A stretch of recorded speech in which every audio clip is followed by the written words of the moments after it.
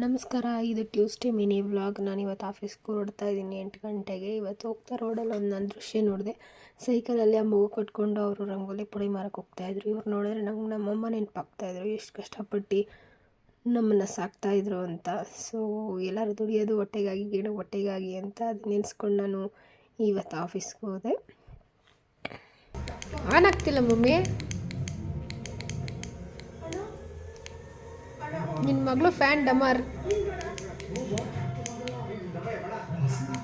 Mummy ಆಫೀಸಿಂದ ಮನೆಗೆ ಬಂದು ನಾವು ಅಮ್ಮಗೆ ಸ್ವಲ್ಪ ಎಲ್ಲ ರೇಗಿಸಿ ಕುಳ್ಳಾಡಿಸಿ, ಚಳಿ ಆಗ್ತಾಯಿತ್ತು, ಊಟ ಕೊಟ್ಟರೆ ಸಾಕು ತಿಂದ್ಬಿಟ್ಟು ಮಲ್ಕೊಳ್ಳೋಣ ಅನಿಸ್ತಾಯಿತ್ತು.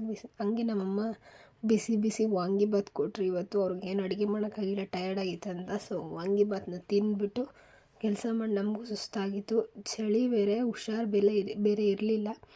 ಸೊ ತಿಂದ್ಬಿಟ್ಟು ಒಂದು ಶುಂಠಿ ಟೀಕ್ ಮಾಡಿಕೊಟ್ರು, ಕೆಮ್ಮು ಅಂತ ಕುಡಿದ್ಬಿಟ್ಟು ಮಲ್ಕೊತಾ ಇದ್ದೆ.